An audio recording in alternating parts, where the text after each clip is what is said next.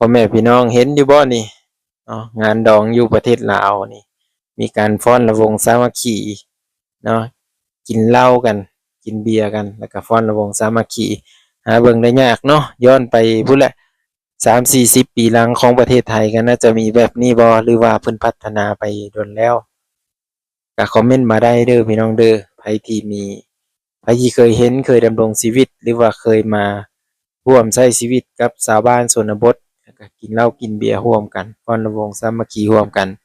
แบบวิดีโอที่บาวางขึ้นไปในข้างต้นนี้ก็คอมเมนต์มาได้วิดีโอต่อไปนี่บาวางก็จะมาเล่าหรือว่ามาเว้าสู่ฟังเนาะอ่าประเพณีหรือว่างานดองอยู่ทางบ้านบาวางเนาะทางชนเผ่าบรูคือกัน FC ทุกคนเนาะไปติดตามเบิ่งนำกัน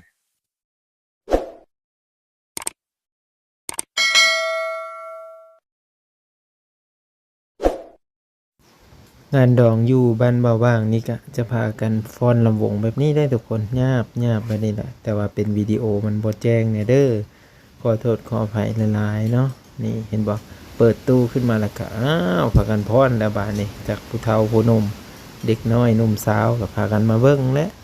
เบิ่งผู้เฒ่าฟ้อนที่จริงนะเพิ่นเมาแล้วนะเนาะนี่จะว่าจะเป็นเด็กน้อยก็มาเบิ่งผู้เฒ่าก็มาเบิ่งหลายคนพ่อแม่พี่น้องเอ้ยเนาะ ก็ม่วนซื่นไปอีกเพิ่นว่าเป็นประเพณีอันนึงงานดองว่าซั่นเอาพากันกินเหล้าร้องรำทำเพลงไปแล้วนี่คือเราได้เห็นในวิดีโอนี่ฟ้อนไปเนาะบรรยากาศอยู่เขตชนบทนะก็สิประมาณนี้เนาะนี่เพิ่นก็จะมีการจัดโต๊ะจัดตั้งบ่อนนั่งเนาะให้แขกให้คนมาในงานดองเห็นบ่ผู้สาวก็โอ้ยหลายเด้พ่อแม่พี่น้องผู้สาวก็มีหลายเห็นบ่มีแต่ผู้งามๆผู้จบเนาะนุ่งสิ้นนุ่งผ้าถุงเนาะงานดองอยู่ประเทศลาวในส่วนน้อยดอกส่วนน้อยเนาะส่วนร้ายก็จะเห็นแต่นุ่งผ้าถุงเด็กน้อยดอกเพิ่นจะนุ่งทรงเนาะผู้รักผู้ใหญ่เพิ่นก็จะพากันนุ่งผ้าถุงสวยงามเลยเนาะมีสิ้นไหมเสื้อไหมพากันนุ่งเนาะงามเลยเนาะจบงามเลยตามประเพณีนั่นแหละพ่อแม่พี่น้องเอ้ยเนาะย้อนยุคพรระวงนำกันเลยนี่เห็นบอกคนพากันเห็ดอ้าวไม่ใหญ่นี่ก็น้ำแดงมาแล้วว่าสันยกว่าย่างเลาะเนาะผู้แซ่ผู้สาวร้ายเนี่ยบอกผู้สาวก็โอ้ยมีแต่ผู้งามๆผู้จบนี่เนาะเอาประมาณนี้แหละบางก็เอามาให้ FC ได้เบิ่งเลยผู้สาวเสื้อดำเสื้อแดงเอาผู้สาว2 คนนี่ก็คงมางามแท้ๆนี่เอาไปพรว่าสันจูงกันเข้าไปพรไปเต้นกันอีกเนาะตามภาษาชาวบ้านนั่นแหละพ่อแม่พี่น้องนี่ผู้สาวก็งามหลายเนาะผู้สาวไปงานดองไผเคยไปไผเคยเห็นแน่บรรยากาศแบบนี้ FC ทุกคนก็คอมเมนต์มาได้เด้อเนาะนี่เห็นบ่ม่วนเลยแหละเห็นบ่พรบ่ได้ยึดได้จังหวะเดียวกันเลยได้ FC ทุกคนเนาะไผเห็นนี่ก็รู้สึกม่วนไปนำเลยนะเนาะกันบ่ม่วนนี่บ่แล้วดอกแบบนี้นะต้องม่วนนำกันรถเนาะไผบ่ม่วนถือว่าเสยเนาะเฮาไปนั่นถือว่าพรเป็นรถคนที่พรบ่เป็นก็ได้ขอแต่กินเหล้ายกเข้าไปหั่นพรเป็นรถเห็นบ่ผู้แซ่ผู้สาวก็นั่งนำผู้ละผู้บ่าวเพิ่นพุ่นละผู้บ่าวผู้รักผู้ใหญ่พุ่นละเห็นบ่เปิดตู้หึมๆขึ้นมาแล้วพากันพรแล้วเห็นบ่อ้าวม่วนนำกันเนาะพ่อแม่พี่น้องเอ้ยเฮ็ดเลยแหละบรรยากาศบ้านเฮาคอยลิ้นคอยกินเพิ่นว่านี่เนาะผู้สาวเสื้อขาวนี่ก็งามแต่นี่เอ้าเบิ่งไว้นำกันแล้วพี่น้องเอ้ยฤดูนี้ก็คือฤดูงานดองเลยนะ FC ทุกคนทุกท่านงานดองกำลังมาแรงเนาะอยู่บ้านเบาบ้างนี่อึกกระทึกเลยงานดองในมื้อต่อมื้อเลยเนาะแล้วหลังนี้ไปต่อหลังนี้ไปต่อหลังนี้เนาะพี่ลึกว่าดองอยู่ประเทศไทยก็เคยมีคือกันบ่พ่อแม่พี่น้อง อยู่ประเทศลาวนี่กำลังแบบเป็นกระแสเลยเนาะเรื่องงานดองเนาะแล้วก็ในการกินเหล้าหรือว่าการเต้นรำเนาะฟ้อนรำวงสามัคคีเนาะหลังจากที่มีงานดองแล้วหลายๆคนก็ฟ้อนรำวงพ่อแม่พี่น้องเนาะบ่บางจะมาให้เบิ่งเนาะอันนี้คือบัตรข่าวดองบ่บางก็ถูกเนาะแต่ว่าบ่บางบ่ได้ไปคือบ่บางบ่มีคนอยู่เฮือนเนาะ แม่เพิ่นไปขายเครื่องแล้วก็ให้แม่เพิ่นเอาไปให้เลยเนาะก็เลยว่าสิ้นซอยดองก็บ่ได้กินแล้วเนาะเฮ็ดได้คือว่าแนวนั้นเพราะว่าเราบ่ได้ไปเนาะแต่นี่คือเป็นบัตรข่าวบัตรเสิร์ชเนาะทางประเทศลาวนี่เขาจะเอิ้นว่าบัตรเชิญพ่อแม่พี่น้องเนาะแต่ทางประเทศไทยนี่บ่บางบ่ฮู้จักนะบัตรข่าวบุญบ่บัตรข่าวดองบ่หรือว่าบัตรอิหยังบ่บางก็บ่ฮู้จักเนาะ นี่คือจะเป็นสีชมพูนะสีแห่งความรักรสชาติของความรักเนาะจะประมาณนี้ FC ทุกคนก็มีทั้งไพ่ชายแล้วก็ไพ่หญิงเนาะเอเพิ่นจะเขียนไว้อยู่ในนี้นะบ่บางก็ถูกบ่บางก็ซอยบ่หลายดอกพ่อแม่พี่น้องซอย40บาทเนาะเหตุผลคือว่าแนวนั้นมันบ่มีเงินเนาะเงินบ่หลายก็เลยซอยไปส่ำนั้น FC ทุกคนเนาะก็ส่ำแรงของเรานั่นแหละ บางคนนะเขาจะเอาเบียร์เป็นลางพุ่นนะไปซอยหันเนาะเบียร์เป็นลางสองลางเนาะเพื่อว่า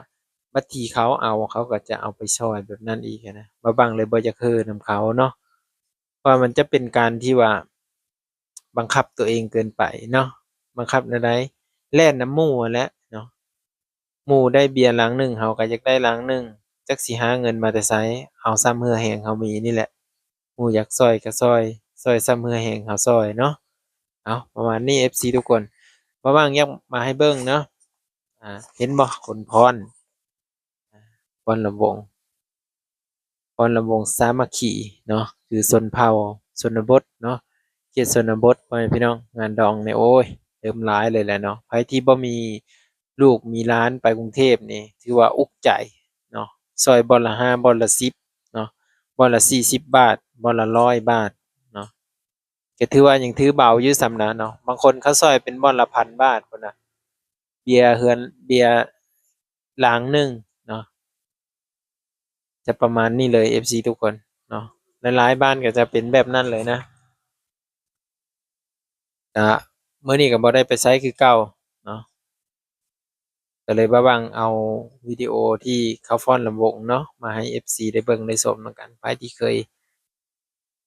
เห็นบรรยากาศแบบนี้แหน่นะก็คอมเมนต์มาได้เนาะอาเพราะว่ามันจะเป็นการย้อนยุคอีกเทื่อหนึ่งเนาะค่อยว่า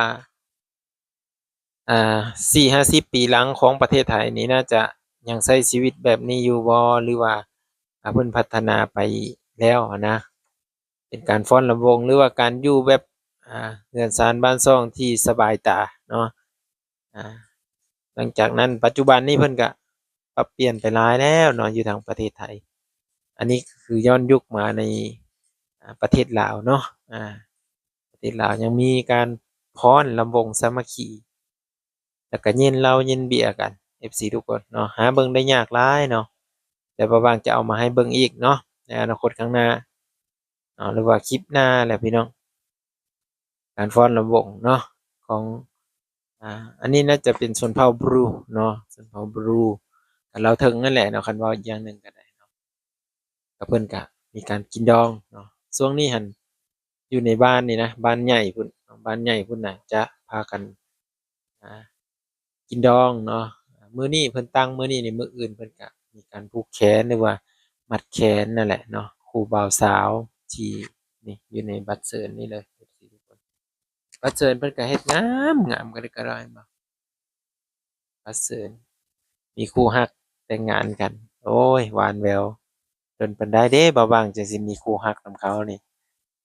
ก็ยังบ่รู้จักดอกพ่อแม่พี่น้องเอ้ยเนาะเงินคำนำแก้วก็หายากคุมื้อนี้ก็ได้เนาะ คันมีคู่สร้างคู่หาไปก็ขายอยู่ยังแต่อ่าบัดฮอดยามลำบากแล้วเพิ่นปาเพิ่นทิ่มกันนี่ก็โอ๊ยอุกใจอยู่เดะตัวนี้ก็ได้เนาะถ้าพอฮักก็จักสิตกไปทางใดแล้วนี่ก็ได้ยังบ่ทันได้เห็นวี่แววเอาแต่ประมาณนี้ FC ทุกคนมาเว้าสู่กันฟังเนาะไผมีความคิดเห็นจั่งใดแหน่กับงานดองเนาะงานดองอยู่ทางประเทศไทยนี่เพิ่นจะจัดอยู่แบบใดอันนี้จะแบบจัดอยู่ในแบบกลางบ้านเลยเนาะ กลางบ้านแล้วก็มีเต็นท์เนาะมีเต็นท์มากางเนาะแล้วก็พากันไปกินข้าวกินน้ำนั่งในโต๊ะเนาะย้ายไปอันนี้คืองานดองอยู่ประเทศลาวเนาะ แต่ว่าบ่ฮู้ว่างานดองอยู่ประเทศไทยนี่เพิ่นจะจัดอยู่ในภัตตาคารใหญ่บ่หรือว่าโรงแรมเนาะอยู่บ้านเฮานี่เด็กน้อยอายุ14-15ปีนี่แต่งงานแล้วเนาะกินดองแล้วบ่ว่างจนอายเขาพ่อแม่พี่น้องเขาน่ะอายุประมาณ14-15ปีนี่แต่งงานมีลูก2คน3คนแล้วเนาะบ่ว่างอายุ25ปีแล้วยังบ่ทันได้มีลูกมีเมียซ้ำนี่ก็ได้เนาะคิดอุกใจอยู่เดะนี่เนาะสิเฮ็ดแนวใดเนาะได้เมียบัดหาเงินอีกเอ้าเนาะชีวิตคู่กับชีวิตโสดก็ย่อมมันต่างกันนั่นแหละ FC ทุกคนเนาะเอาแต่บุญแต่วาสนาเนาะตัวนี้ก็ได้ใครเคยเห็นแหน่เนาะวิถีชีวิตแบบการดำรงชีวิตของอันน่ะงานดองเนาะพิธีงานดองใครเคยเห็นแหน่เนาะอยู่ประเทศลาว FC ทุกคนทุกท่านก็คอมเมนต์มาได้เนาะเพื่อเป็นกำลังใจให้กันนะ FC ทุกคนเนาะเอ้า วิดีโอหน้าพู้นแหละพ่อแม่พี่น้องจึงมาพ้อกันใหม่นะตัวนี้ก็เอามาให้เบิ่งส่ำนี้ก่อนเนาะเป็นงานดองอยู่ประเทศลาวเนาะวิดีโอหน้าพ้อกันใหม่เด้อทุกคนเด้อสวัสดีครับ